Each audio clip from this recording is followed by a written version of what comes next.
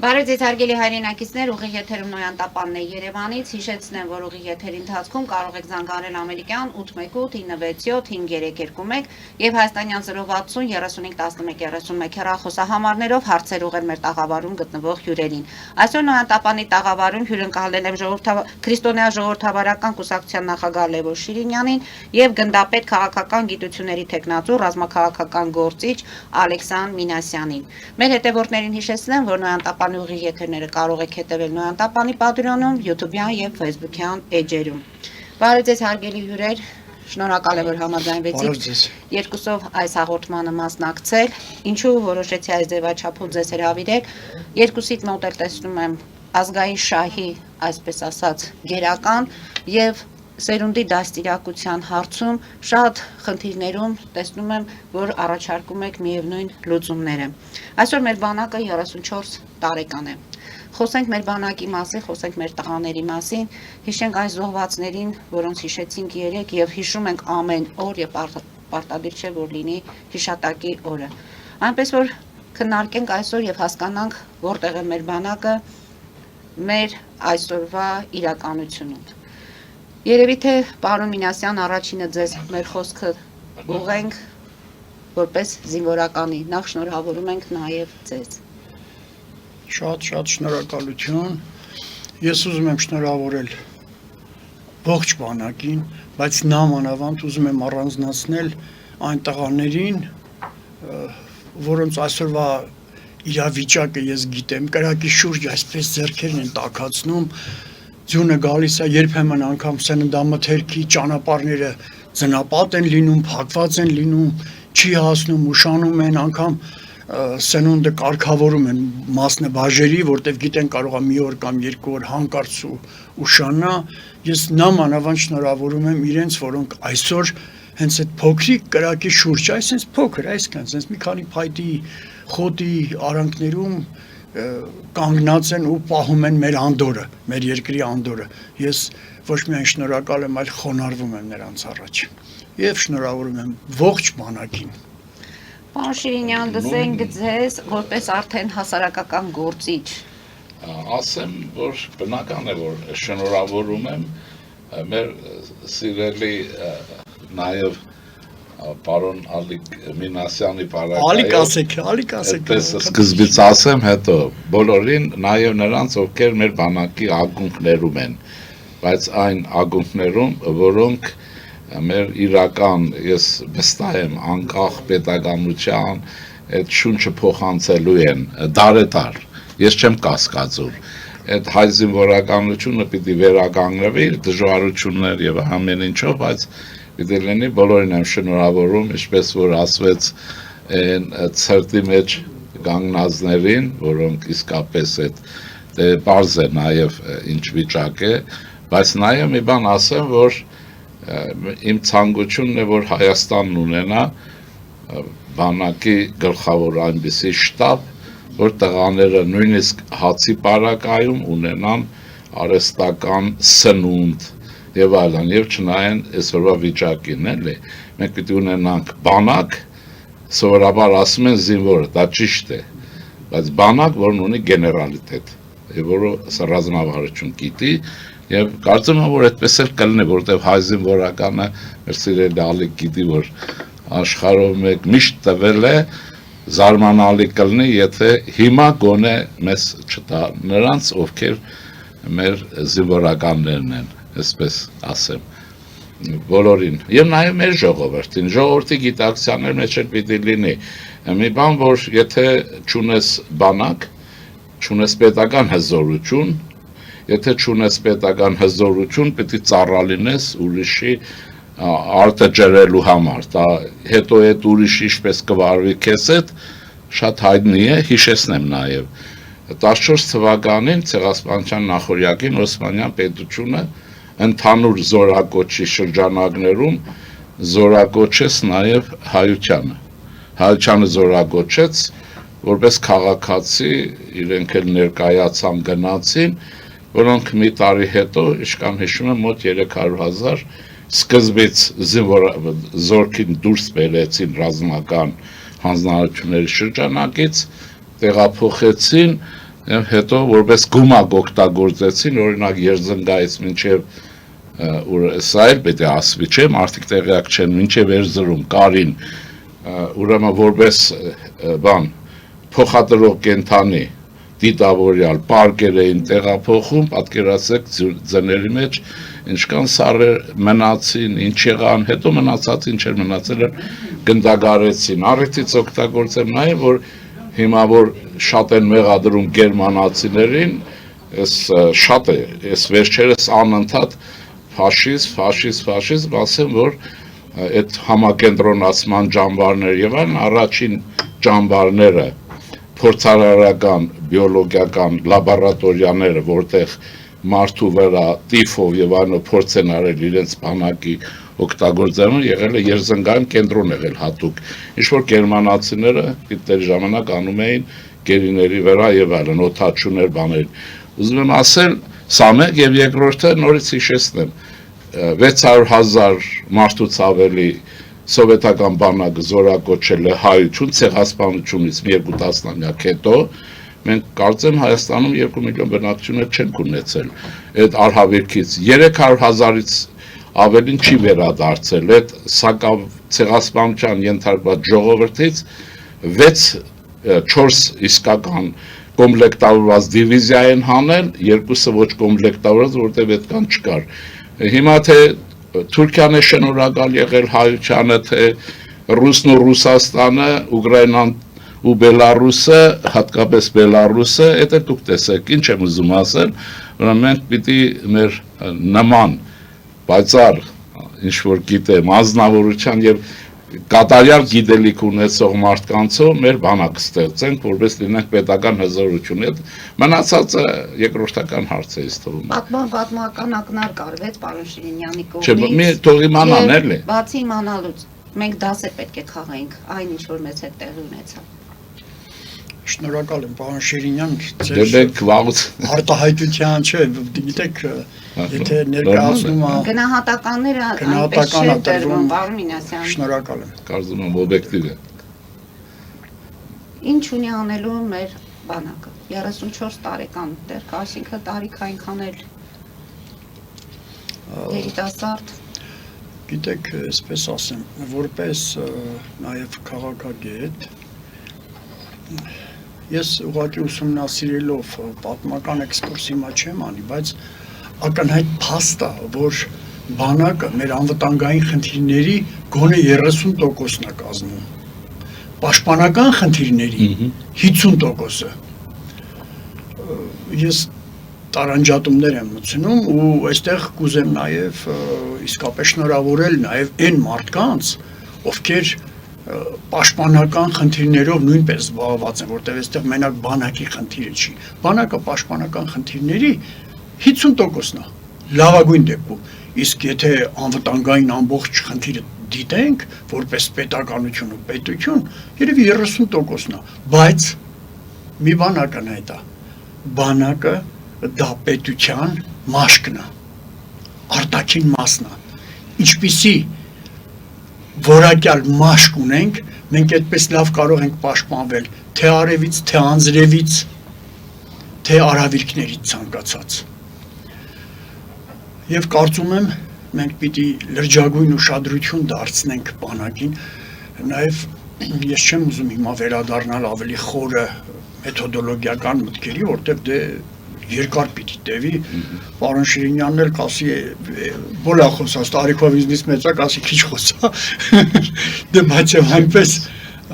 իրականությունը մեկն է, մենք պիտի խորությամբ թափանցենք բանակին, որտեղ ինչպես ասեցի, արդեն բանակը մեր անվտանգային խնդիրների գոնե 30%-ն է։ Պարոն Շիրինյան, բանակի վերափոխման վերաբերյալ շատ ենք խոսել պարոն Մինասյանի հետ, հատկապես 44-օրյա պատերազմից հետո, ասեմ, որ պարոն Մինասյանը այդ պատերազմի ժամանակ իր ջոկատում ունեցել են ընդամենը 2 վիրավոր եւ բավականին տղաների այսօրվա մեզ հետ լինելու հանգամանքը հենց պայմանավորված էր գրագետ ճիշտ հրամանատար ունենալու այս տրամաբանությունը։ Հիմա վերափոխվում է բանակը, զինծառայությունը, ժամկետային զինծառայությունը կրճատվեց, պարազինությունը ամեն դեպքում փոփոխվում է, վերափոխվում ենք, դուք միշտ նշում եք, որ այս ամենի զուգահեռ մենք պետք է ունենանք կրթված սերունդ, որպեսզի այդ սպառազինությանը կարողանան տիրապետել եւ ընդհանրապես ինչպես պարոն Մինասյանն է ասում, մանկապարտեզից պետք է դաստիարակել տղաներին, նոր հետո ճանապարհել ծառայության, որպեսզի այդ միջանձնային այդ հարաբերությունները չկարգավորելու դեպքում մենք չունենանք դժբախտ դեպքեր եւ այլն։ Ամեն դեպքում այս բարեփոխումները մեզ ուր են տանում։ Դե պետականության կայացում են տանում, այստեղ մենք չպետք է կասկածենք, ուղղակի պիտի լավը կստացվի, թե չէ, ռացիոնալ կլինի, թե չէ, ոգեղեն կլինի, թե չէ, հարցը այստեղ է։ Այսինքն մենք պիտի ուղղորդվենք այս ուղղություններով, որ ունենանք մոբիլ բանակ, շարժուն, ուրեմն կրթված զինվոր սպայով, հիմա այդ տեխնիկային տիրապետել հնարավոր չի, այլ նաև հեռանկարի իմաստով մենք աշխարհագրորեն չէ, փոքր է, 30,000 ենք, այդ ծև ասենք, մեր ազգաբնակչություն առայժմ մեզ կան, այս ռեսուրսները հաշվի առնելով, պատկերացրեք ինչպիսի բանակ է մեզ պետք, այս հաշիվներով, բայց ապական առջևում է, մենք ունենք ազգային խնդիրներ շատ, այդ շատերը չէ որ պիտի մասնակցեն, հիմա ուղղակի կարիքը չկա մարսեն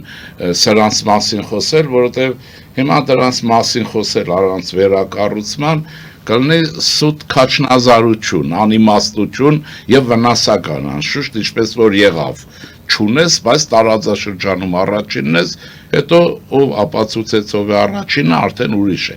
Ուզում եմ ասել սա, հիմա ինչ է պետք։ Ես չեմ ուզում մտնեմ իմ ընկերոջ ասեմ ոլորտ կոնկրետ իմաստով, որտեղ ինքը այն մասնագետն է, որ ինքը կասի եւ քաղաքականության դիրապետում։ Երկրորդ մասը ասեմ, մեր աշխարհագրությունը եղած է այն է ինչ որ կա։ Աշխարհագրությունն է քաղաքականություն թելադրում, պետության կառուցված թելադրում, բանակի կառուցված բովանդակություն եւ այլն։ Լեռնագրականն ենք, այս կան տարածք ունենք եւ լացել բանել պետք չի։ Ուրեմն այս պայմաններում եղած վիճակով բարձի որ մեզ պետք է լեռնահրաձգային տերմինն ասեմ, գուցե ուրիշ անով լեռնահրթիռային թե ինչ, բայց մեր լեռնագրության համապատասխան ուրեմն բանակ պիտի ունենանք, իսկ այստեղ առանց կրթության չի լինի, մանավանդ մեր օրերում, որտեղ տեխնոլոգիաներն ուրիշ են, եւ պիտի ոչ թե հիստերիա անել, այո, արևելքում ադրբեջաններ նստած հայկական տարածքի վրա եւ հայկական մշակույթի յուրացման ակտիվ գործով զբաղված Քոչարյան Ռոբերտը դա շատ լավ գիտի, ինչպես են իր աչքի առաջ իր խաչքարերը լցնում արաքսը, հա, եւ ձեն չի հանում, հետո է հերոս դառնում։ Ուրեմն արևմուտքում Հայաստանի հսկայական մասն է, հարավում Մասիսն է, հյուսիսում Վրաստան։ Այսինքն սրանք այնպիսի բաներ են, որ մեզ օբյեկտիվորեն դնում են մեր վիճակից դուրս։ Հիմա այս պայմաններում խաղաղությունը մեզնից է կախված, թե պատերազմն է կախված։ Պիտի նկատի ունենանք այդ օբյեկտիվ հանգամանքները եւ բանակը ներկա վիճակով եւ հեռանկարի առումով ստեղծենք այդպիսին։ Մնացածը ես վստահ եմ, որ եթե խնդիրը այդպես է դրվում, մասնագետը այդպես էլ կանի։ Մեզ համալսարաններ են պետք։ Մեզ ակադեմիա է պետք, զինվորական, իսկական ակադեմիա է պետք, որ չգնան ուրիշ տեղեր սովորեն, վերբով կալինեն, ռուսերեն ասեմ, գան երկրորդը։ Մեզ հոգևոր ակադեմիա է պետք, որ չուղարկեք հոգևորականին են պասատում, չգիտեմ որտեղ, որ դառնան S եւ այլն վերադառնան։ Մենք այդպեսի կենտրոն պետք է լինենք եւ մենք կարող ենք դա անենք։ Ես վստահ եմ, որ եթե Սփյուռքի հետ, չեմ ասում հույսներս, Սփյուռք, բայց նրանց ընդգրկումով մի ժողովուրդ են, չէ՞։ Մենք կարող ենք այդ բոլորը անենք եւ կլինենք իսկապես բանալի պետություն։ Մնացածը տեխնիկայի հարց է, մարդիկ կգտնվեն, բայց պիտի մենք սովորենք ստրատեգիական մտածողություն, տակտիկականով հարց չի լուծվելու, այսպես ասեմ, mən խնդրեմ։ Պարոն Մինասյան, միշտ խոսել եք, որ բանակի մոդելը պետք է փոխվի։ Այո։ Եվ պարոն Շիրինյան այդ լեռնագնացության մասին մենք խոսել ենք, որ նույնիսկ դուք ասում եք, որ մեր տղաները պետք է իմանան ժայռերի մեջ ինչպես պատասպարվեն, ինչպես կարողանան, մի խոսքով, այն ինչի մասին մենք տարիներ շարունակ խոսել ենք, հիմա ընդհանուր հիմի ենք բերում։ Ես ուրախ եմ, որ պարոն Շիրինյանը նույնպես վերադարձավ այդ հարցին, այսինքն դա նշանակում է մարդիկ հանձինս պարոն Շիրինյանի համաձայն են այն մտքին, որ այո, պետք է փոփոխություն, որտեղ կախված լանդշաֆտից։ Ինչպիսի լանդշաֆտ ունես քո դիմաց, քո թատերաբեմը ռազմական ինչպիսին է, ըստ դրա դու պիտի ունենաս բանակ։ Մանավանդ ես արդեն մի քանի անգամ դա ասել եմ, որ մենք իրավունք չունենք մեր տարածքում պատերազմ մղելու, պատերազմական իրավիճակ ստեղծված մեր տղաները պիտի հայտնվեն իրենց թիկունքում, այլ ընտրանք մենք չունենք, լավ նայեք, հիմնական մասը, անգամ Սյունիքի այդ հիմնական հատվածը, եթե նայում ենք, 42-ից 46 կիլոմետրանոց լայնք ունի, դե այսինքն հասանելիա ցանկացած հրանոթի համար հասանելի է, հիմա մենք ոնց կարող է լուրջ պատերազմ մղենք այնտեղ, որտեղ մեր ժողովուրդը լինում է կրակի տակ, դե հիմա մի հատ էլ բանակ է այնտեղ լինի, փորձելու են բանակին խոցել, բայց խոցելու են խաղաղ ժողովրդին, փաստորեն մենք վնաս ենք տալու դրանով, հետևաբար, այո, պարոն Շիրինյանի հետ լրիվ համաձայն եմ, բանակը պիտի ձևափոխել, այլ բանակ է պետք մեզ, չգիտեմ, ոնց են կոչվում, հատուկ նշանակության կոչեք, անունը կարևոր չի, անունը ստեղ կարևոր չի, և այդ բանակը ստեղծելու համար մենք պիտի մոտենանք մեր արմատներին, ես արդեն ասել եմ, փոքր տարիքից, հեռուստատեսության պետությունը պիտի սկսի զբաղվել երեխայով, որպեսզի նրա մոտ արագագործությունը, կոորդինացիան ունենա, որովհետև դրանք չունենալով երեխան, որը գալիս է բանակ, պատանին, որը գալիս է բանակ, ինքը արդեն թույլ է, համապատասխան չի, ինքը ստանդարտ բանակի հարմար է, բան չունեմ ասել, զենք բռնող, ավտոմատ բռնող, այսինքն ինքը կարող է նմանվել մեր ֆիդայիներին, ես ինձ էլ եմ համարում այդպիսին, բայց բանակը դա կանոնավոր տեսակ է։ Ժամանակներն են փոխվում, Ժամանակները փոխվել են, զենքեր են փոխվում, ամեն ինչ է փոխվել։ Հիմա մենք պիտի ստեղծենք երիտասարդին այնպիսին, որ ինքը մտածելու ունակությունը, ֆանտազիան, ես արդեն խոսակցության ժամանակ ասեցի, տարերը մենք բոլորս գիտենք, մենք կարողանում ենք նամակ գրել, բայց բանաստեղծություն գրում են շատ քչերը, այսինքն այդ մտքի արգասիքը բանակում անպայման պիտի երևա պատերազմի ժամանակ, գործողությունների ժամանակ, պաշտպանվելիս, հարձակվելիս, այսինքն մտածելու ունակությունը, արագ մտածելու, ես դրա համար ասի, արագ մտածելու ունակություն, կոորդինացիա, դրանք փոքրից է գալիս, և դա առավելություն է տալիս անգամ մեր ազգին, որը որ գնում է արտասահման, թեկուզ մի քանի տարով գործելու, ապրելու, հնարավորություն է տալիս իր որակը ցույց տալու որպես տեսակ, այստեղ տեսակի որակի խնդիրն եմ ես կարգավորելու, հիմա գրում եմ, ես դրա մասին էլ եմ գրում, և իմ սաներին, Մոնթե Մելքոնյանի վարժարանի սաներին, ես այդպիսին էի ուզում տեսնել, բայց տեսեք, պատերազմը ցույց տվեց, պարոն Շիրինյանը արդեն ասեց, որ պատերազմը ցույց տվեց ով է ուժեղ, այդ հոխորտալով, որ մենք ուժեղ ենք, չգիտեմ, Կովկասի վագրն ենք, չէ, պարոն Շիրինյանը։ Այդպես էին ասում։ Հա, համենայն դեպս այդպես, մենք խոսում էինք, մեզ դրել էինք, չգիտեմ ինչի Դուք էլ եք մարտի դաշտում եղել, տեսել եք շատ։ Եղել եմ, համաձայն եմ, բայց գիտեք, իզնից շատ կախված չէ, ես ընդհանրապես մի հատ գնդապետ եմ եղել կամ հարցեր, այտենց լրջագույն հարցեր, որը վերևից նկատի ունեմ հենց այդ պահին էլ եք տեսել այն բացերը, որ իհարկե տեսել եմ, աչքիս առաջ է եղել, փորձել եմ ինչ-որ բան, ասենք թե լրացնել ունակություններով, բայց միևնույնն է քիչ է, դա պիտի գա լրջագույն պատրաստվածությունից տակը պատրաստված մարդ պիտի ունենաս, որ այդ խնդիրը կարողանաս կատարել, հենց այնպես խնդիր չես կատարի, դրանք հեքիաթներ են, դրա համար այն կարծիքին եմ, որ մենք լուրջ պիտի մոտենանք և ես ցանկանում եմ, որ մեր բանակը իսկապես ձևափոխվի և գան այն մարդիկ, ովքեր ունեն այդ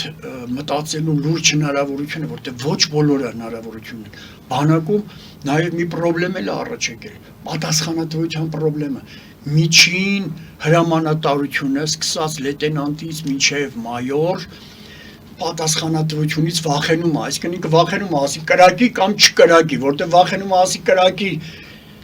պատժեն, չկրակի նորից պատժելի, այսինքն իր ազատությունը որպես հրամանատարի պիտի վերականգնվի, դա էլ սովորելու հետ կապված չի։ Այսինքն իրավիճակի գնահատականը ինքը պետք է տա եւ որոշումներ ինքը կայացնի։ Ապրեք, տեղում ինքը պիտի որոշում կայացնի։ Մենք պիտի բանակի բարձրագույն հրամանատարությունը իրենց թույլ տա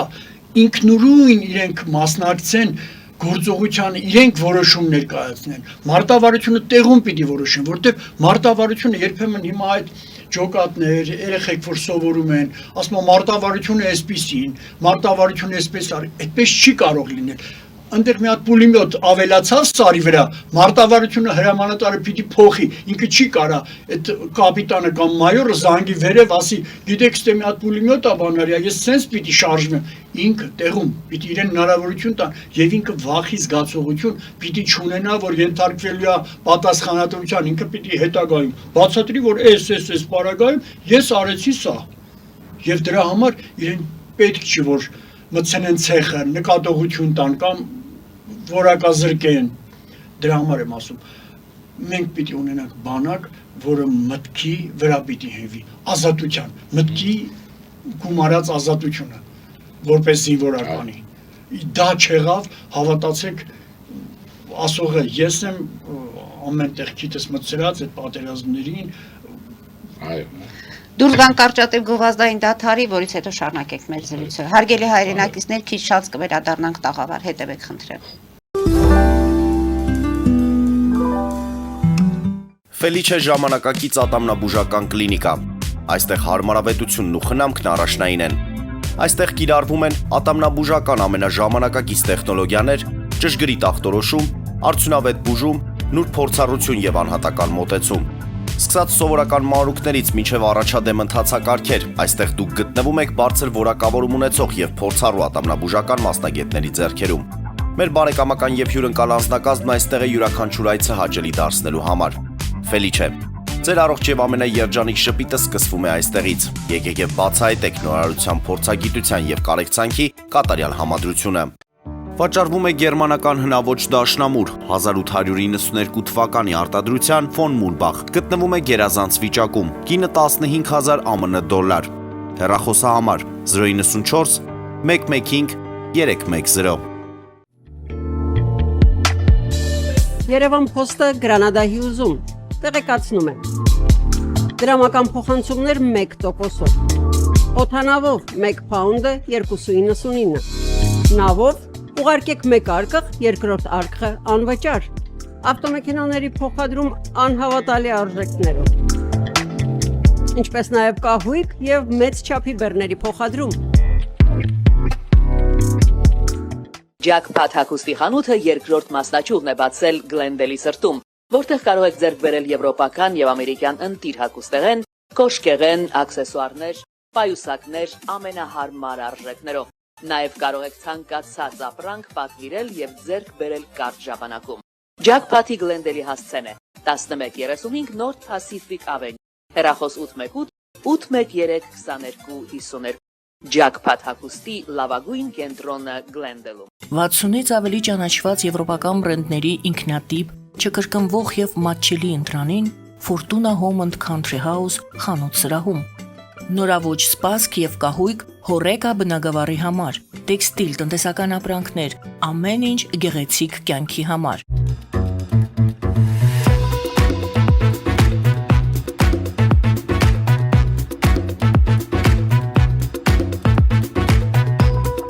Արարատ ռեստորան, ընտանեկան եւ ընկերական ժամանցի լավագույն հասցե, սիրված արտիստներ, հյուրընկալ մթնոլորտ, հարուստ ճաշացան, անմահական խորտիկներ, Արարատ ռեստորան, հասցեն անփոփոխ, սիրով սպասում ենք ձեզ։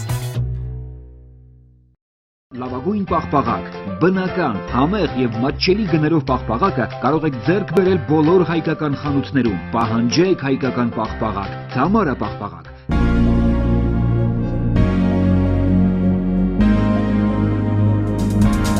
Տպագրեք ձեր գիրքը Նոյան տապան տպագրատանը, ինչպես նաև թերթեր, ամսագրեր, բուկլետներ եւ այլն։ Հասցեն քաղաք Երևան, Իսահակյան 28 առաջին հարկ։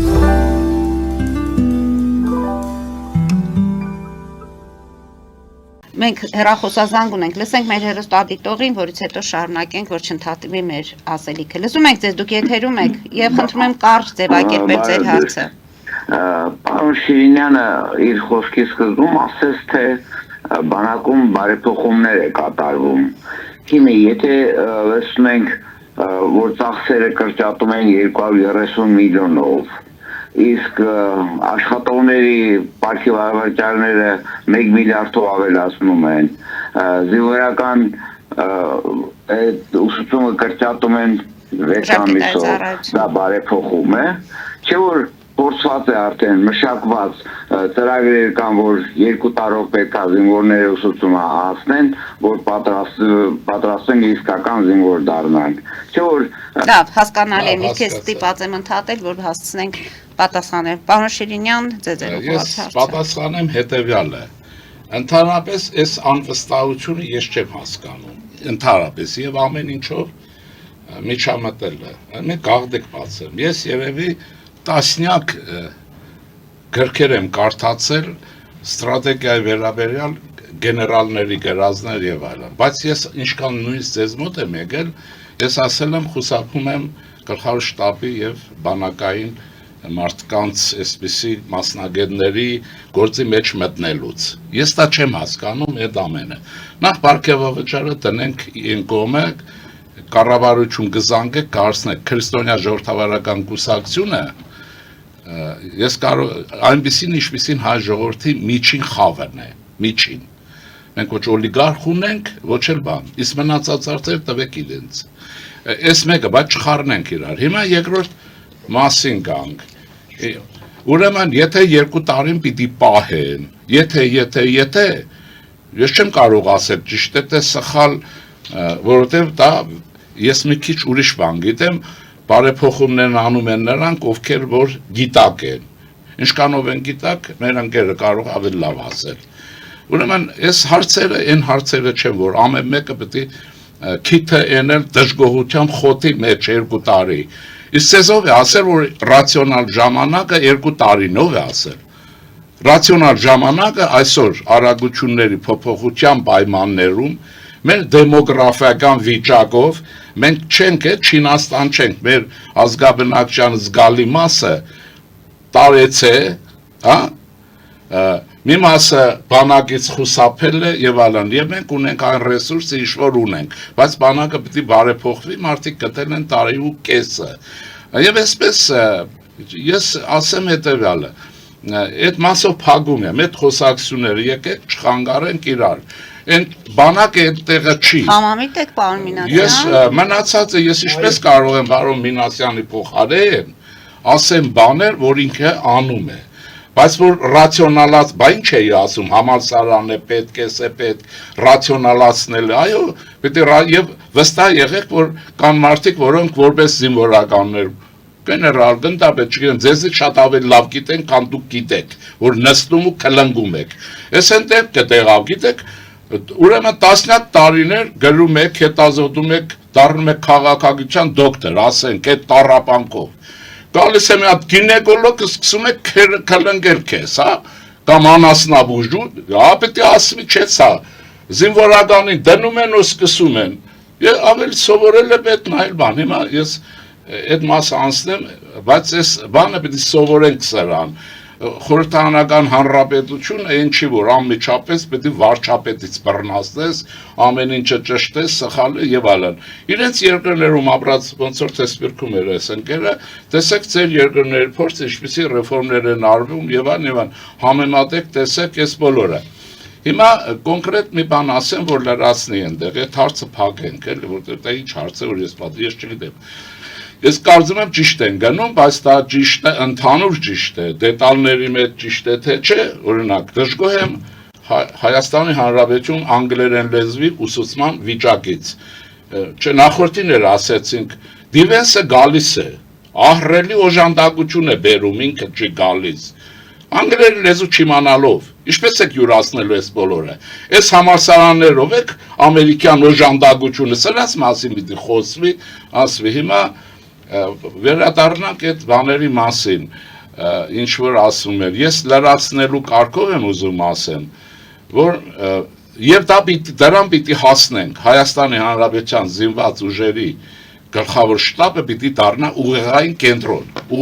հենց ուղեղային կենտրոն պիտի դառնա, այդպիսին է թե չէ, չեմ կարծում, որ այդպիսին է, եւ օտար ակադեմիայում մենակ ավարտելով այդպիսին հնարավոր է լինել, թե չէ, չիմանալով Հայաստանի պատմությունը, ոչ հայ ժողովրդի պատմությունը, Հայաստանի առաջին հանրապետության բանակի գործողությունները վերլուծած է, առաջին հանրապետության զինվորականության գործողություններ, երկրորդ եւ այլն, բանակի մասին է խոսքը, ոչ թե ֆիդայական շարժման խոնարհում բոլորին, մենք բանակային շինարարության մասին ենք խոսում եւ այլն, այս բոլոր հարցերը պիտի հաշվի առնվի եւ արվի եւ ասեմ նրան ինչ լինի չլինի, այն Լեոնիդ Ազգադյանի բարի հիշատակ ոճը վերցրեցի, պիտի իմանալ Հայաստանի պատմություն, ասեմ ձեզ ու վերջացնեմ, ռուսական գումակային, հսկա թիկունքային ծառայություններով բանակ Հայաստանի ձեռնտու չի, գումակ, թիկունք եւ այլն, թիկունք չունենք, հրաշալի է, որ մեր ընկերը ինքը մասնագիտական փորձի նաև ասես, որ մենք ստրատեգիական թիկունք չունենք, մեր բանակը կարող է միայն հարձակվել ու վերջ, ռազմական գործողությունները տեղափոխել հակառակորդի տարածք, առաջին պահից առաջին օրվանից հետո, այսինքն սա ամենալավ պաշտպանության ձևն է, այս սրանց մասին պիտի խոսել, քննել, ելքել որոնել, ոչ թե անընդհատ կպնել, այս մեկն էս ասեց, այն մեկն են ասեց, հիմա փաթաթան են դարձել, չգիտեմ ինչ, իշխանությանն ասեմ ձեզ, ճնշելով օգնել է պետք, իշխանությանը չի կարելի ոչնչացնել, չի կարելի, դա չեկիստական գործ է, հասկանում եք ոնց է, իհարկե դժգոհություն կա, իհարկե սխալ են անում, եւ գործ չանողը, եթե ռեֆորմի հարցը չլներ բանակի, այդ հարցը կլներ 2 տարի թե տարի ու կես, այնպես որ այս բոլորը, բայց պիտի օգնել, զինվորականությանն էլ, այո, քննադատել է պետք, բայց ոչ այն բանի համար, որ այդ զինվորականը ինքը չկարողանա որոշում կայացնել ծանրության տակ, այս նշանակում է ազգային դավաճանություն, այս մթնոլորտը, որտեղ ընկեր գնդապետը որոշում պիտի կայացնի, գործողություն, դե դուք գիշեր ցերեկ կրկրեք, մանավանդ ոչ պրոֆեսիոնալը, ոչ մի բանից տեղյակ չեղողը, հրաշալի բաներ ասում, դրանք պիտի արվեն եւ հանգիստ պիտի քննարկվեն, առանց մեղադրելու, մի նշանախոսով, Հայաստանը հավերժ անկախ պետություն է լինելու,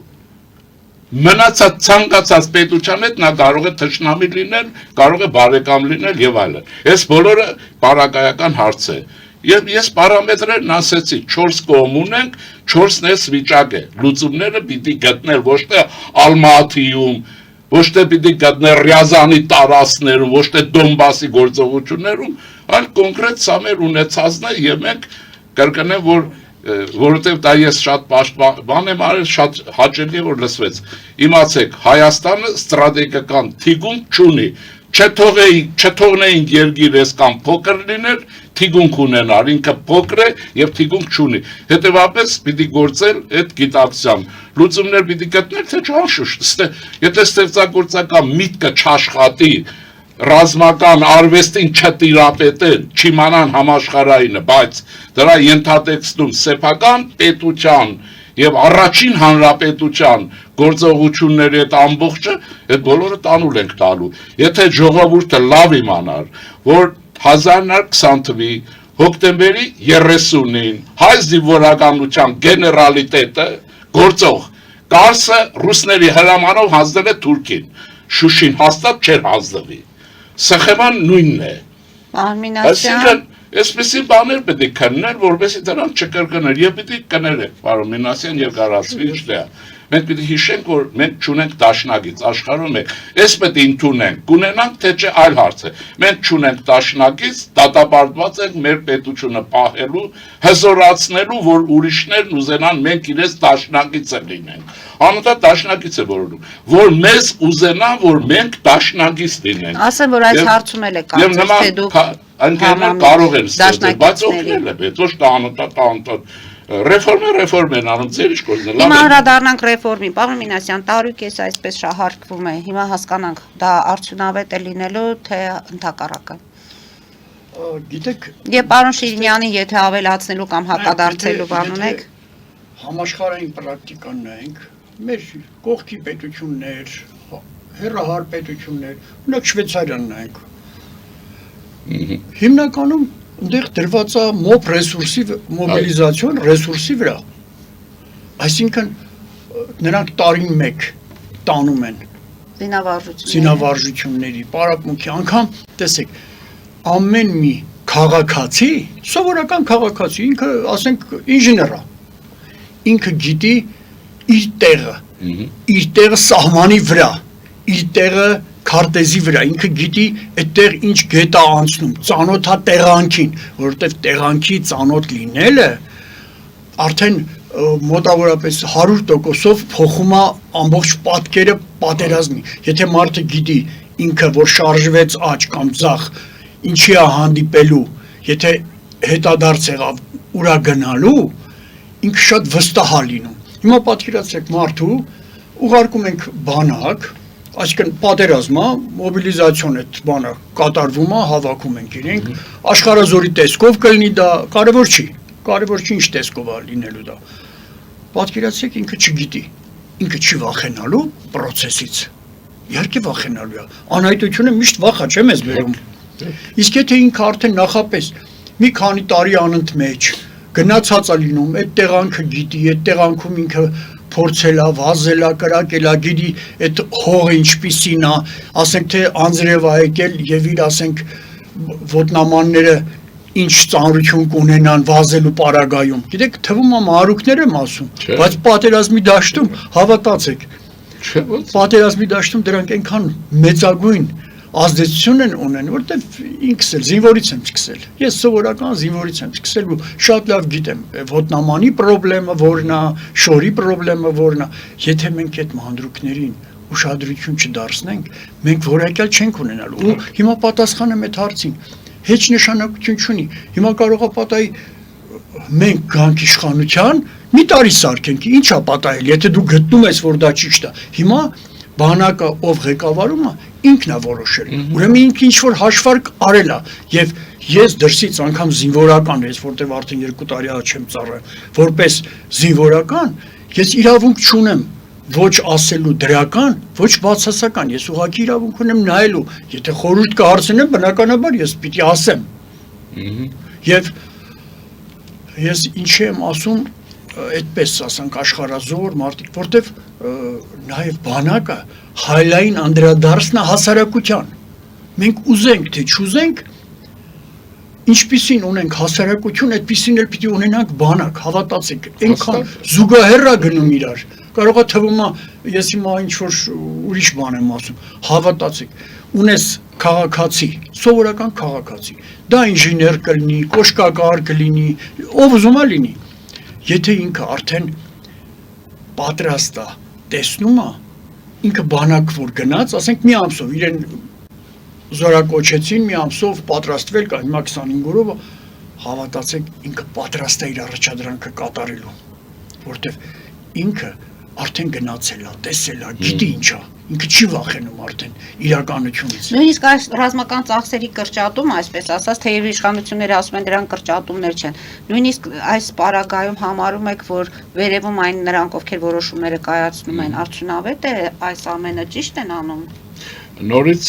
նույն կասկածով ասեմ, ոչ թե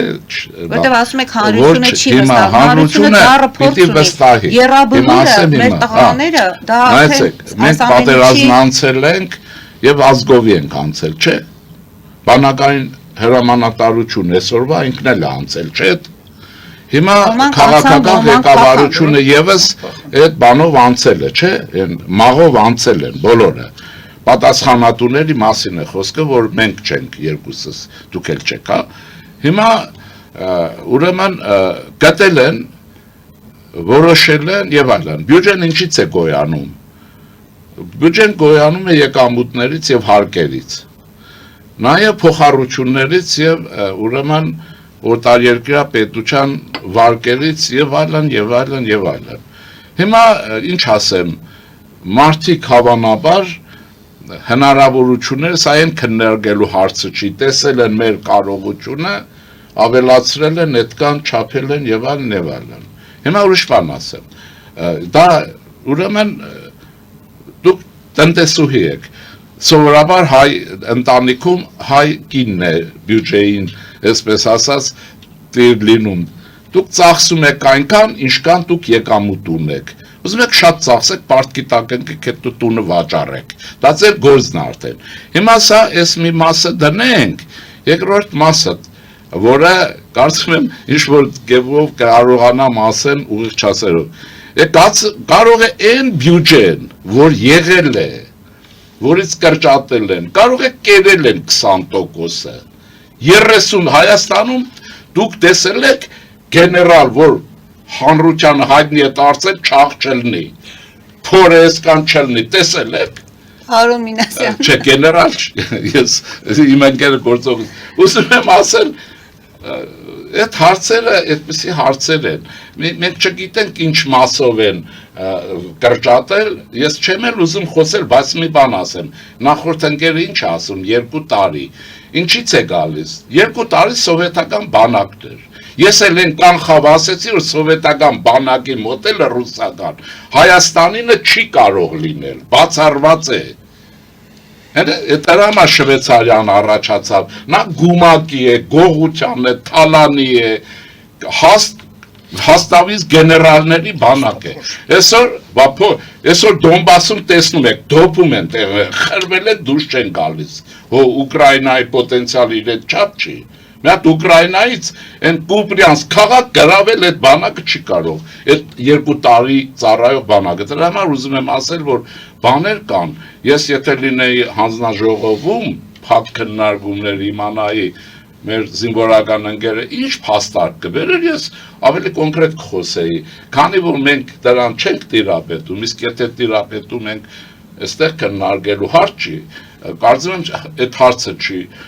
կարող ենք դատողություն անել եւ մի քիչ վստահենք, բայց իրենց էլ ասենք, որ լսեք, եթե 5 տարի հետո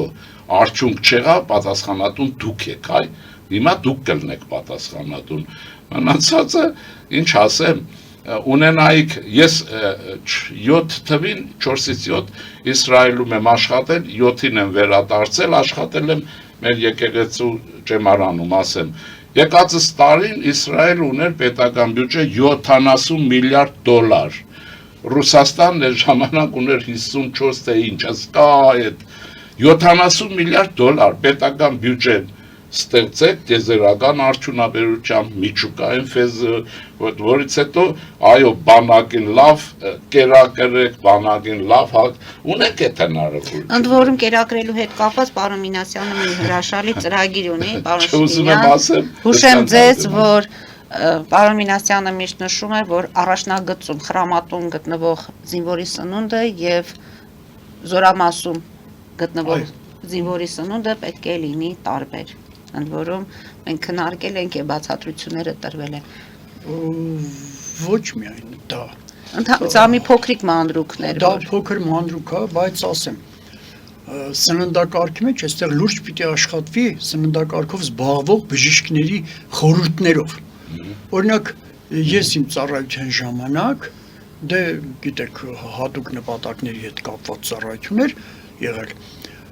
Այնտեղ եթե մենք տեղ կար, որ պիտի երկար վազեինք կամ երկար քայլեինք, դրանից արդեն 2 օր առաջ մեր սննդակարգը փոխում էին, որպեսզի մենք լինենք դիմացկուն, ասենք, արևի տակ ընթանալու, անձրևի տակ ընթանալու, ցրտի ժամանակ այլ սննդամթերքեր տրվում, այս բոլորը պիտի պրոֆեսիոնալ մասնագիտական մոտեցում չեղավ, հավատացեք, մենք փոքր երկիր ենք, մենք չենք կարողանալու այդ որակը ստանալ։ Տեսեք, Մոնթե Մելքոնյանը, որ ստեղծեցի, ես այդ սկզբունքով էի շարժվում, անգամ սենց բրիկետներ էինք տալիս, որի մեջ վիտամինացված սնունդ կար, եւ ես գիտեի, դա տալիս եմ, եթե օրինակ Վարդենիսից Երևան պիտի, ասենք, անցում անեինք, սապարկերով, զենքերով, երեխեք ասելով դե կուրսանտներից տանում էինք, ես այլ սննդակարգ էի տալիս, որովհետև այստեղ խնդիր կար, ջրազրկման խնդրից սկսած, այսինքն զինվորական լինել, իսկական զինվորական, դա չի նշանակում միայն ավտոմատ բռնել, հավատացեք, այսօր ավտոմատը բռնում է կապիկը, տեսել ենք, չէ, պարոն Շենյան, կապիկը քանդում ինչ-որ բաներ անում ավտոմատի հետ, դուք էլ եք տեսել։ Հիմա հարց է ծագում, չանդրադառնալ պրոֆեսիոնալիզմին, դա արդեն պարտություն է Հայաստանի համար։ Մենք պիտի այդ հարցերը շատ լուրջ նայենք, որովհետև սննդակարգից սկսած, ինչ մարզումներ պիտի արվի, ինքը ինչքան կարող է քնել, անգամ ինձ սովորացնում էին ժամանակին վազքի ժամանակ քնել, կողքից երկու ընկերներ, մենք որ ասենք հեռահար էինք անում, կողքերից բռնում էինք, մեջտեղին վազում ես, դու վազում ես եւ քնում ես ասելով ուղղակի ես հանգստացնում 15 րոպե, դրանք մեթոդոլոգիաներ է, որ շատերը չեն անցել, դա գերտերությունների խնդիրներ է, դա միայն գերտերություններում են նման հարցերին վերադառնում։ Հիմա եթե մենք փոքր պետություն լինելով չվերադառնանք այդ խնդիրներին, ներող կլինենք մենք պիտի պարտվենք։ Ու գիտեք, հեչ պատահական չի, որ 20 թվականի պատերազմին մենք թշնամու թիկունքում չունեցանք գործողություններ։ Դուք հիշում եք, պարոն Շենյան, մի հատ ավտո շուռ գար, մի հատ կամուրջ պայթեր, մի բան հիշում եք։ Այդ ինչի մասին է ասում, որ մենք հատուկ տեսակի բանակ չունեցանք։ Պատերազմի չէինք պատրաստվել։ Մենք պատրաստ չէինք։ Մենք անընդհատ ասել պարոն Շիրինյանի մեզ վագր էինք զգում, Կովկասի վագրն էինք։ Այդ ոնց կլինի։ Պարոն Մինասյան, որ ասում եք պատրաստ չենք, ես հիշեցի 2 օր առաջ քաղաքապետարանի այդ առավոտվանից էի հետևում, Կարո Արեյանը ասաց, որ կենտրոն չեն կարողացել մեքենաները մտնել խցանումների պատճառով եւ դրա համար կենտրոնի տարածքը չի ձնամաքրվել ժամանակին։ Ես հիշում եմ, որ ճանապարհների խցանումների հետ կապված դուք միշտ ասում եք, որ պատերազմող երկրի համար խցանված փողոց չպետք է լինի։ Սա էլ այս հարցն էլ այս հարցը ես հիմա ուզում եմ դիմեմ նաև թե ոստիկան։ Ուզում եմ ասել մի փոքրիկ ձուն մաքրելու համար մենք չենք կարողացել իրավիճակը։ Ես ուզում եմ դիմել թե ոստիկանությանը, թե երկրի ղեկավարներին։ Նայեք, նորմալ երկրներում, մանավանդ այն պարագայում, որ մենք sense բարձրահարկեր ունեցանք, այսինքն Երևան քաղաքը դեպի վերև աճեցրեցինք եւ ոչ թե լայնությամբ աճեցրեցինք, մենք եթե ԱԹՍ-ը մի հատ եկավ, մի երկու տեղ, մի երկու շենքի հարված է, չէ՞,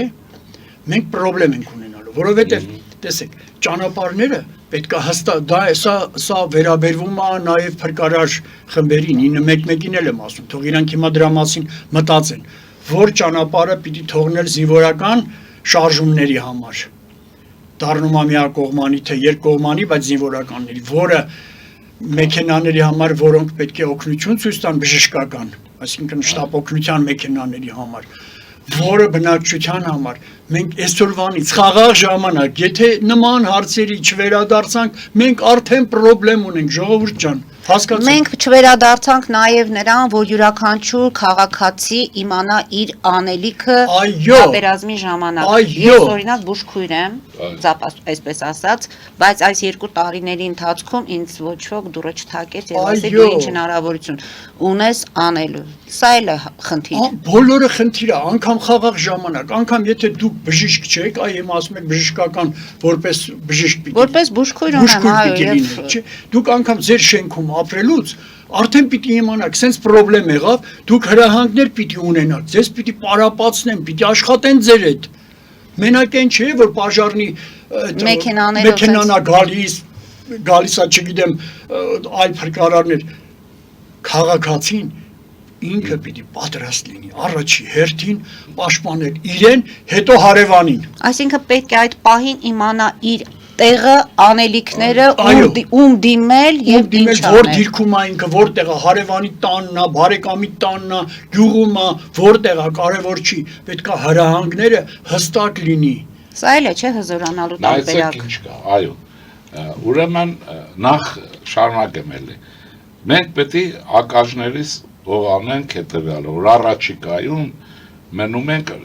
լեռնազանգվածային պետություն, ուրիշ տարբերակ չկա։ Լանդշաֆտը սա է եւ սննդակարգը դա պետք է նկատի ունենալ, նաեւ կալորիականությունը շատուտելը չի հարցը, որովհետեւ թեթև լինել, որովհետեւ շատ կարող է հաց ուտել, ոչ մի բան չստացվի, կալորիա չառաջանա։ Այս հարցերը պետք է ռացիոնալ ձևով լուծվեն։ Օրինակ վերջի տարիներին հրապարակվեց բանով գերմանացիները 45 թվից այդ բանակի համար ռացիոններ ինչ որ մնացել է մինչև հիմա երշիկը եւ այլն գրած էր նկարած էր զինվորի պայոկ որ ասում են հայերեն ոչպես էլ լինում զինվորի այդ բանը իր պահուստը այդ սննդակարգ օրվա մնացել է չի փչացել ուրեմն սա պիտի արվի հիմա դուք էլ կարող եք Ամերիկա օրինակը բերեք եւ այլն բայց ռուսականը չբերեք դա մերը չի դա դրանից ազատվել ռացիոնալ ինչ է հնարավոր հիմա մնացածը էս պիտի լինի չէ ուրեմն ինչ եմ ուզում ասել իհարկե դա քննարկելու շատ հանրային բան չի Հայաստանի Հանրապետության նորից կերում զինված ուժերի գլխավոր շտաբը պիտի լինի ուղեղային եւ կազմակերպական կենտրոն ինքը իր հանձնարարականներ պիտի իջեցնի բոլոր ոլորտներին այն բանակները որոնք իմ ասած սխեմայով են աշխատել այդ ժողովուրդները միշտ հաղթական են կարող եք նայել անգլիական գլխաշտաբ եւ այլն ուզում եմ ասել սա պիտի լինի սրանք չպիտի որտեղ թիկունքում մնում են քննարկում չկա ոչ մի բան հայտնի չի իրենք ուրեմն սա պիտի իջեցնեն բուժքույրը որտեղ մոտավորապես հանձնարարականներ բայց հիմա քաղաքական մի հարցի կամ որի մասին ես այստեղ շատ եմ խոսել եթե դուք պատերազմում ծանրագույն պարտություն եք կրում մեծ կորուստներով եւ նաեւ դավաճանություններով իսկ այդ բանակը բոլորով հանդերձ պահում է այսքան տարածք այսքան վիճակ եւ այլն ու հաջորդ օրը ինչ որ կլաններ այդ երկրին պարտադրում են ցույցեր, գործատուլներ, անհանգստություն, մի խոսքով քաղաքական իմաստով երկիրը տեղափոխում են Մոսկվայի պահանջով անկայունության կայուն վիճակի։ Ինչպես եք դա անելու դուք կարող եք բացատրել, ինչպես է հնարավոր մեր ընկերը, որ ես ինքն է, որ լավագույն արդյունք կտա, անկայունության մեջ ինչպես է նա այդ բոլոր կազմակերպել, որ մեկ կարող է։ Պարոն Մինասյանին կլսենք։ Քաղաքական հարցեր կան։ Դրանք պիտի լուծվի կոմպլեքսով, քաղաքական, ռազմական, տնտեսական եւ այլն, բայց նաեւ լավագույն օրինակների փոխանցումով մեր բանակին եւ զինվորներին, սպաներին, որտեղ մենք փայլուն զինվորներ ենք ունեցել ու ունեց կանք, այդ դաստիարակությունը փոքրուց մինչև վերջ, մինչև համալսարաններ, կրթական ցիկլի փոփոխություն եւ այլն։ Ես ներողություն խնդրում եմ մի օրինակ բերեմ։ Եվ նաեւ Պարոն Շիրինյան, դուք օրինակը կբերեք, ես հերոստատիտողների մի հայտարարություն անեմ, որ ժամանակը լրանալով մենք ABC-ից դուրս կգանք, բայց կշարունակենք մեր զրույցը մնացած մեր ալիքներում, այնպես որ կարող եք հետևել։ Ես ուղղակի չեմ ուզում ճանապարհ կներեք էլի, մի օրինակներ են պետք։ Օրինակներ, որ բանակային զորամասերում պիտի լինի դրված այն զինվորներ, այն սպաներ, այն գեներալներ, որոնք պարտադիր չի մահացած լինեն, էլի հասկանում եք, նայած ինչ, ովքեր օրինակել են եւ այլն։ Եվ բանակին առաջարկ ունեմ հենց գլխավոր շտաբին։ Ուրեմն 18 թվականի օգոստոսի 4-ին իշկանիշում եմ Բաքվի են էպոպեայի ժամանակ, դա կոմունա չի, էպոպեա է, ուրեմն հայկական ազգային զորամասերը թուրքական ներխուժման ժամանակ, ուրեմն վերջին ագորտին էին գալիս եւ սպանտի վտանգ կար եւ այլն։ Այդ օրը ազգային խորհուրդ Հայաստանի Բաքվի, ուրեմն ինչ կարողություն ունի Բաքվում կուտակած ռեսուրս եւ ռեզերվ դնում է մարտի մեջ։ Մարտի մեջ են նետում նաեւ կուրսանների, հրետանային մի կուրսան, որ հայկական էր։ Մի անուն եմ ասելու, թող իրա կերպարը ուրեմն բանակը խնգարկի բանը։ Ուրեմն կուրսաններից հրետանային բան ուսումնարանի կուրսանտ առավոտ կանգնում է ժամը 7-ին սկսում է ճակատամարտը, մինչև երեկո Ռուբեն Շաթերյան, հատուկ եմ ասում, Ռուբեն Շաթերյան, կուրսանտ, որը օրվա մեջ 42 տեղից մարմենի վրա վնասվածք է ստանում, 42 տեղ, շրապները տալիս, մի ձեռը, մի աչքը, մի բան տանում է, ինքը մնում է իր ուրեմն այդ հրետանու վրա մինչև վերջ, Բաքվի անկումից հետո եւ այն ինչ որ այդ վիրավոր տղան 42 տեղ ինչպես է եկել Հայաստան հասել, առաջին հանրապետության բանակում ծառայել է, օրինակ վերցրել եք, ելք է բոլշևիկի, մենշևիկի, անու բաներ ցույց տակ, թող դրվի այս կարգի բաներով, այսօրվա մեր հերոսներ, իրական հերոսներ, չէ, ունենք, մարդիկ իրենց պայթեցրին, բայց չհանձնվեցին եւ այլն, բայց ես պայթեցումները չեմ խրախուսում, մենք պիտի ապրենք կռվելու համար, ոչ թե ուրեմն մենք պիտի սովորեցնենք, այո, կռվիր, բայց պիտի ապրես։ Պարոն Մինասյան մի կարգախոսում, զինվորին պետք է սովորեցնել, Ռուբեն Շաթելյան, թեկուզ առանց զենքի, բան է, նաեւ գեներալիտետի համար ասեմ, 18-20-ին ցարական բանակը մինչեւ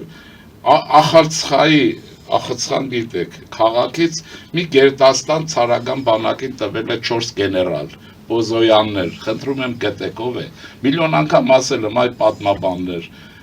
4 գեներալ մի գերդաստանը ցարական բանակին, պատկերացնում եք, լուրջ թիմ, չէ, այսինքն սրանց դեր պիտի լինել,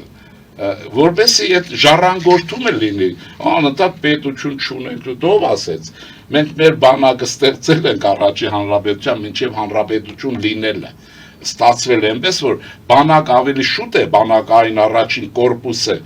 կազմավորվել եւ մարտի մեջ մտել, մինչև Սարդարապատի ճակատամարտ, սա պատմության մեջ եզակի դեպք է, տեսեք սրանցով, որ դաստիարակվել, սրանց փորձը եւ այլն, դե մենք կրնենք իսկական այն հայերը, որ Արտաշես առաջինը կուզենար։ Պարոն Մինասյան, փորձենք ամփոփել օրվա խորհուրդը, անելիքները, ինչից պետք է սկսենք եւ որ պետք է գնանք։ Գիտեք, ես արդեն ասել եմ, որ պիտի սկսել հենց փոքրուց, մանկապարտեզ, դպրոց, որովհետեւ բանակը պետք է հանգուցալուծումը լինի, վերջն է։ Հաշվի առեք, որ բանակում դաստիարակվում է հայ ընտանիքի հայրը ապագա։ Եթե մենք նայելու լինենք մի տարվա ծառայությունը, որ ես 24 ժամ եմ համարում, որովհետև ընկերոջնա ծածկում դաստիարակություն է, դա նույնպես դաստիարակություն է։ Դպրոցի 10 տարվա անցած ճանապարհին եւ գիտեմ, որ ընտանիքի հայրը որպես տղամարդ կայանում է բանակում։ Եվ ես ուրախ կլինեմ, որ մեր հրամանատարությունը, մեր վերին հրամանատարությունը այդ բոլորը ճիշտ կարողանա օգտագործել վաղվա հայ ընտանիքի հորը ձևավորելու գործում։ Ես շատ եմ դա կարևորում գոնե։ Որտեւ եթե վերադառնալուց հետո ընտանիքներ են կազմում եւ այդ ընտանիքները ամուր են լինում եւ ոչ թե մեկ տարվա ընթացքում արդեն անհաշտությունների հենց դրա մասին եմ խոսում, որտեւ ինքը բանակում պիտի սովորի ներել, բանակում պիտի սովորի սիրել, ես տեսեք ներել սկզբից ասեցի, չասի սիրել ներել, որտեվ սիրողը միշտ ներում է, ներել, սիրել, հետո արարել։ Այդ 3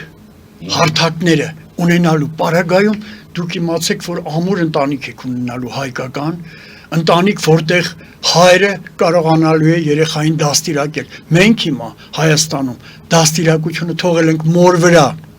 իսկ մայրը դաստիարակումը ավելի խեղճ, չնայած մենք ընդունում ենք, որ ոգին մորինն է, մայր Հայաստան, արձան, հուշարձան ենք դնում եւ այլ, բայց հավատացեք, հայրը ավելի շատ անելիք ունի, քան մենք տեսնում ենք դա։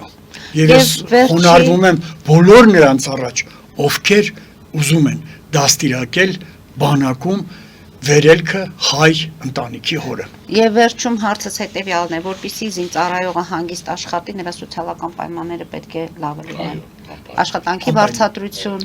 բնակարանային պայմաններ, մի խոսքով պետք է հանգիստ լինի, որ աշխատանքի վարձատրությանը տեսեք։ Ես օրինակ ուզում եմ, որ նաև մեր ղեկավարությունը վերևում տարբերակեն շալվար մաշացնող զինվորականների եւ այն զինվորականների մեջ, որոնք ծառայում են, որոնք անգամ տեսեք մցրել են այդ ատեստավորում բանը խնդիրն են մցրել։ Հիմա սահմանում կանգնած մարդը կրակի առաջ հազիվ իրան տակացնում է։ Նա ոնց է պարապելու, ոնց է վազելու,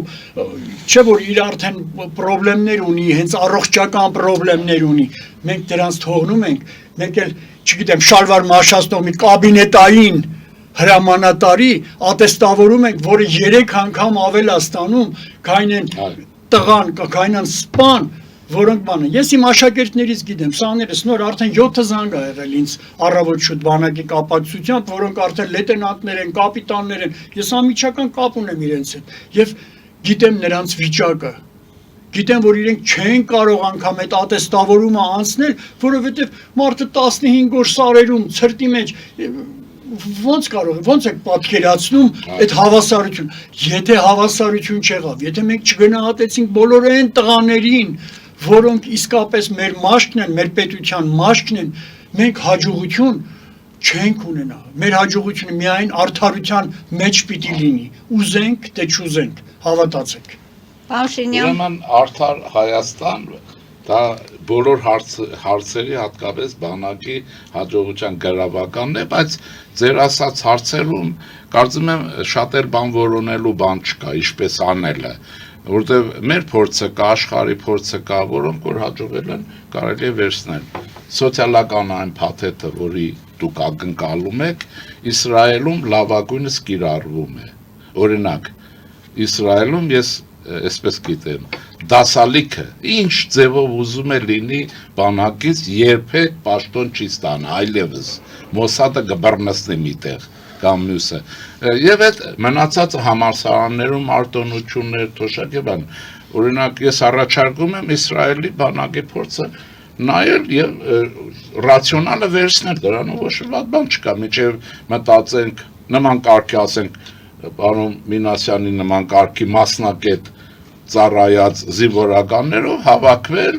այդ բոլորը վերցնել եւ շարժվել առաջ, որտեղ մենք ժամանակ չունենք։ Ես հայ ժողովրդին ուզում եմ ասել, բարեկամներ, ժամանակ չունենք, սոցիալական եւ քաղաքական զարգացման ընթացքը շատ արագ է գնում։ Մի անգամ հետ մնացողը միշտ է հետ մնում։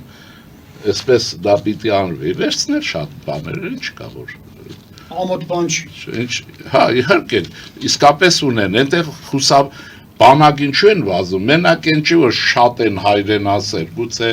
հայ... Ընդ որում Սուրեն Պապիկյանը մի այսպիսի իր աշխատանքային պարտականությունների շրջանակներում արեց հետևյալը, չէ, նրանք ովքեր ում տղաները Հայաստանի Հանրապետության քաղաքացիներ չեն, աշխատանքից ազատեց։ Հա, այդ լավ է կիսատ է, քննադատությունների թեմա դարձավ եւ այսպիսի մի բան, որ ովքեր չեն ծառայ այդ զինված ուժերում չպետք է պաշտոններ ունենան։ Հա, բայց պետք է մենակ ասվի չէ, արվի։ Հենց հա է։ Ոնց որ հիմա Հայաստանը ճգնաժամի մեջ բերած մարդիկ ազգային ժողով չպետք է մասնակցեն ընտրություններին եւ գնան։ Այս նույն բանն է։ Բայց Իսրայելի բարակայում չեն չի որ հрьяաները շատ ավելի հայրենասեր են, քան մեր երիտասարդները։ Բայց նա գիտի որ եթե բանակ չգնաց ցախալում չծառայեց կամ մյուս օրամասում, նա ապագա չունի եւ նա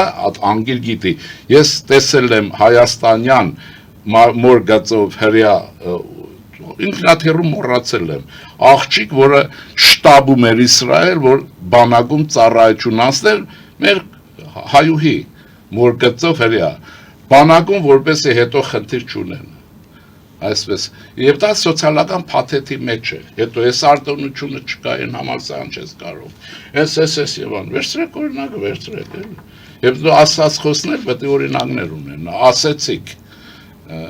ուրեն որոնք պատժվեցին ասելը քիչ է Շնորհակալություն եմ հայտնում հարգելի հյուրեր մեր տաղավարում լինելու համար, ասելիքները շատ են, կարծում եմ մեր այսօրվա հաղորդումը ստացվեց, եւս մեկ անգամ շնորհավոր ենք մեր զինված ուժերում ծառայող տղաներին,